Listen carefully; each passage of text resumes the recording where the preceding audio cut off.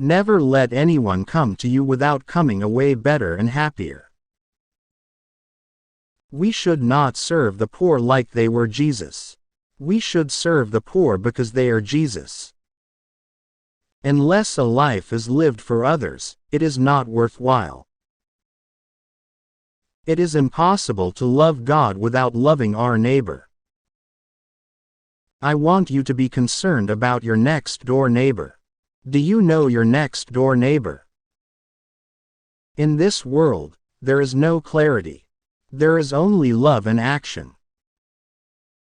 If you are discouraged, it is a sign of pride, because it shows you trust in your own powers. Perfect prayer does not consist in many words, but in the fervor of the desire which raises the heart to Jesus. There are only two ways. Either we love and love in action as service, or we put hatred into action and destroy. The point is to do something, however small, and show you care through your actions by giving your time. What you do to these men on California's death row, you do to God.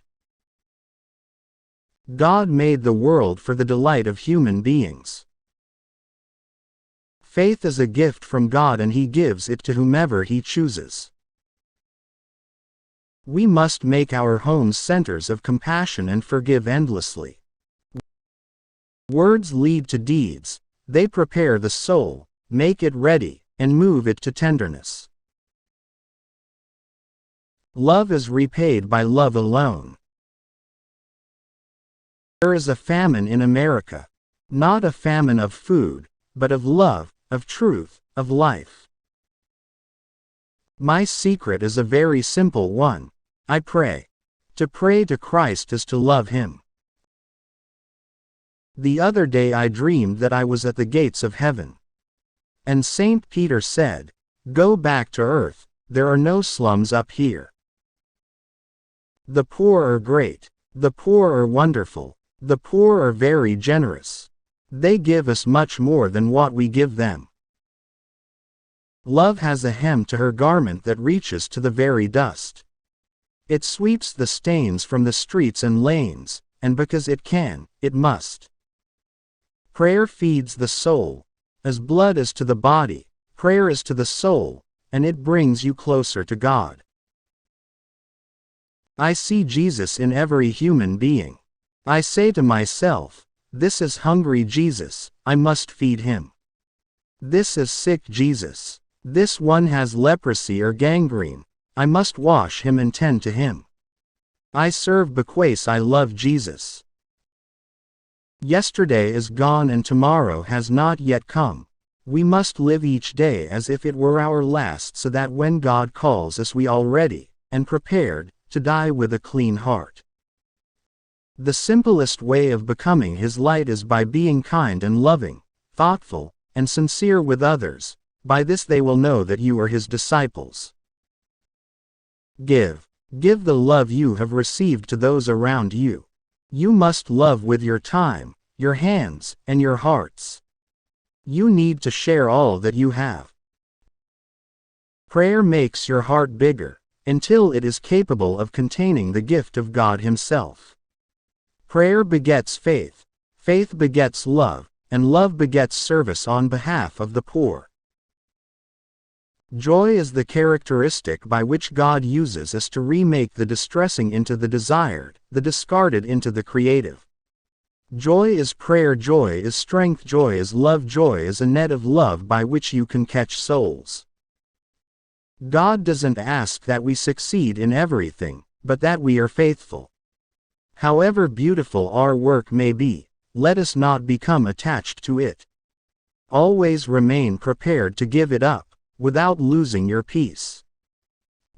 The fullness of our heart is expressed in our eyes, our touch, in what we write and say, in the way we walk and the way we receive and in the way we serve. Religion has nothing to do with compassion. It is our love for God that is the main thing, because we have all been created for the sole purpose to love and be loved. I remember I picked up a person from the street who was nearly eaten up with maggots, and he said, I have lived like an animal, but I am going to die like an angel, loved and cared for. I don't claim anything of the work. It is His work. I am like a little pencil in His hand. That is all. He does the thinking. He does the writing. The pencil has nothing to do with it. I think it is very beautiful for the poor to accept their lot, to share it with the passion of Christ. I think the world is being much helped by the suffering of the poor people. Let us not use bombs and guns to overcome the world. Let us use love and compassion. Peace begins with a smile. People are hungry for God. Do you see that? Quite often we look but do not see. We are all passing through this world. We need to open our eyes and see. Suffering is nothing by itself. But suffering shared with the passion of Christ is a wonderful gift, the most beautiful gift, a token of love. To show great love for God and our neighbor we need not do great things. It is how much love we put in the doing that makes our offering something beautiful for God. You should never lose heart. God is merciful and kind. He has endowed you with the best gift, smile, which can make millions happy. In light of heaven, the worst suffering on earth, a life full of the most atrocious tortures on earth, will be seen to be no more serious than one night in an inconvenient hotel. Hungry not only for bread, but hungry for love. Naked not only for clothing, but naked of human dignity and respect. Homeless not only for want of a home of bricks, but homeless because of rejection. There is only one God and He is God to all.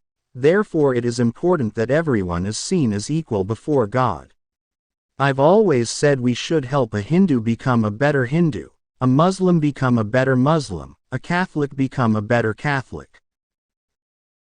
People have forgotten what the human touch is, what it is to smile, for somebody to smile at them, somebody to recognize them, somebody to wish them well. The terrible thing is to be unwanted. The way to plan the family is natural family planning, not contraception. In destroying the power of giving life, through contraception, a husband or wife is doing something to self, and so it destroys the gift of life in him or her. Holiness is not a luxury for the few, it is not just for some people. It is meant for you and for me and for all of us.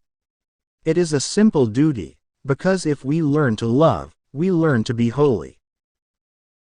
The trouble is that rich people, well-to-do people, very often don't really know who the poor are, and that is why we can forgive them, for knowledge can only lead to love, and love to service. And so, if they are not touched by them, it's because they do not know them. A Christian is the dwelling place of the living God. He created me, He chose me, He came to dwell in me, because He wanted me. Now that you have known how much God is in love with you, it is but natural that you spend the rest of your life radiating that love. Sometimes people can hunger for more than bread. It is possible that our children, our husband, our wife, do not hunger for bread, do not need clothes, do not lack a house.